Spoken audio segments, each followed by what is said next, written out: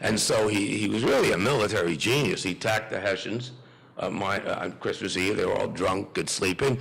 And then Cornwallis came south from the Princeton area, and because this is where the main British Army had already reached, and Washington was on the other side of Assunpink Creek, which runs through Trenton, and he, in the middle of the night, left bonfires burning there and took the whole army up to Princeton, left Cornwallis behind, and then had another victory in Princeton. And this immensely encouraged Americans. They could win this thing. And then he retreated to Morristown, where he spent the first of two winters. That winter of, well, it was already 1777, and then he was back for 79, 80, just down the road, Jockey Hollow and all of that sort of thing. Anyway, back on the ranch here. The conversation between Ernie and Bert led me further into Sesame Street. I thought I'd finally tracked down the origins of the song when I discovered a 1982 Sesame Street album with its opening lyrics. Bert, I got one, and he sings the ABC. Bert, Ernie, or George Washington Bridge, George Washington Bridge, George Washington, Washington Bridge, George Washington Bridge, George Washington Bridge. And here comes the sad part, and he starts to sob. George Washington Bridge. And then he starts, and Bert says, Ernie. And Ernie says, but it ends happily, Bert. George Washington Bridge, George Washington Bridge. Anyway, I was very intrigued by where did this silly thing come from, and I was content with this explanation for the silly song's origins until the day in 2007, while having my annual physical exam, and I was in a, shall we say, a very awkward position when this conversation took place. And my doctor, Gary Wine, who's at 95 Madison Avenue, coming out of Morristown, coming here, and when I told him I was writing this book, he immediately burst into song. His version was somewhat different from any of the others I'd heard. It was George Washington Bridge, George Washington, Washington Bridge, George, George, George, Washington Bridge. I asked him if he'd gotten the song from Sesame Street. Absolutely not, he said. The song was way before Sesame Street. My Uncle Seymour, he's a real card, would sing the song when he got to the bridge and keep singing it until he had crossed it. Uncle Seymour and Aunt Esther had no children of their own, so they would often take me places in their car. And we'd usually go across the George Washington Bridge, and they'd always sing it, and everyone in the car would join in. And then when my kids were young, I'd sing it, and when we crossed the bridge, and they'd sing along with me. It's a family tradition. If I called up my Aunt Esther right now, she's 85, she'd burst out laughing and sing along with me. So who made it up? I asked, still eager to get to the bottom of this question. What do you mean, who made it up? He replied. Uncle Seymour made it up. And then he added, doubt creeping into his voice, didn't he? For all I know, Uncle Seymour did make it up. It's as good an explanation as any other. In any case, I hereby announce my retirement from the investigation.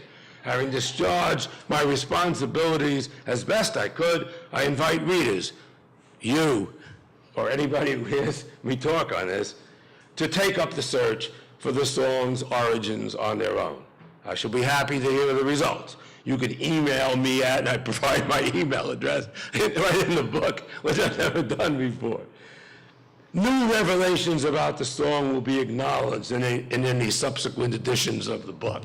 So, I mean, I know that's a silly part of the book. I'm curious if any of you had experienced this, somebody singing this, or did you? My dad in his 60s.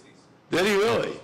All the time. What was his version? He said he saw a guy in a suit, a nutcase, is how he described the guy, that got up and in a full tuxedo and sang it on some TV program. Okay.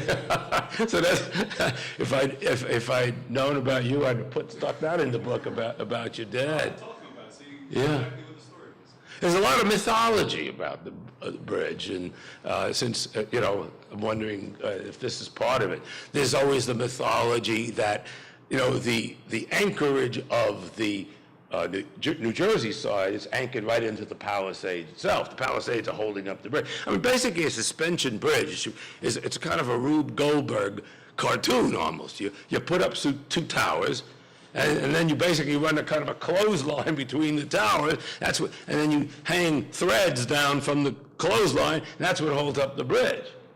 And whenever we're on the bridge and we think, especially the summer, you're on it, and if the traffic is slow, you notice it's going like this because the steel is expanding in the hot weather. You'll notice if you go across it now, it doesn't do that. And many people are afraid, but the bridge is really alive. The bridge is moving all the time. A suspension bridge moves. And as I said, it's basically two towers. You hang a clothesline off it, which are the four giant cables, one of which I walked up to the top of the bridge, the story I want to tell you in a minute. And then they come through the saddle room and they start down again. And they go to the two anchorages, and the Jersey one being the Palisades. On the New York side, they had to build the anchorage. And it was at the time certainly the largest concrete structure in the world. They had, in effect, make a mountain out of concrete. So these cables, which come on down, then splay out and go 150 feet into the concrete and 150 feet into the rock on the New York side. And one of the myths of the George is that when they were building the concrete anchorage on the New York side, that some workers fell in there and were left. They fell in there and the concrete was wet and they couldn't get them out, and that they were entombed there. In fact, a poet even wrote a poem that's in the book called The Cemetery Bridge. This is simply not true. There's absolutely no truth to it whatsoever. The other story is that the mob used to whack people and put their body in the wet cement. That is also not true. There's a lot of stories like that, which I won't bother you with because I really want to share my heroic adventure going up the bridge with you, which those pictures illustrate. Now, I think what's fun about the story, and it tells you something I think about storytelling, is that this was not planned. Had it been planned, it would have been, hey, look at me, I climbed it, But it was not planned, and that, I think, is I hope, anyway, the charm of of the story. Okay, I had been up to the top of the New Jersey Tower with the general manager of the bridge. It took him 4 months in the post-9/11. One of the problems writing this book is this is post-9/11, obviously. It's a whole different security world out there, including on the bridge. Indeed, another problem I had is when the World Trade Center went down, it took 80 Port Authority employees with it, and it also took all of their archives and all of their photographs. And so I had to find my photographs elsewhere. In fact, every time I found one in public libraries and all sorts of places, I made 2 copies and gave one to the Port Authority. So although in the book it says courtesy of the Port Authority, they were their pictures, but they were all lost, and I started their collection again for future writers. Anyway, I got to the top of the New York Tower in the elevator. There are elevators inside those towers. They'll take you right down to the Hudson. They'll take you right up to the top. And they're service elevators for workers. And I'd been to the top of the Jersey Tower. I wanted to get to the top of the New York Tower. And it had already taken 4 months of vetting me before they'd let me go anywhere on the bridge. I mean, it was such a delay for security, and now I wanted to go to the top of the other tower. And they said, well, now you're going to have to get permission of a guy named Larry Fields, who was and still is the inspector in charge of the other 85 police that are at the George Washington Bridge.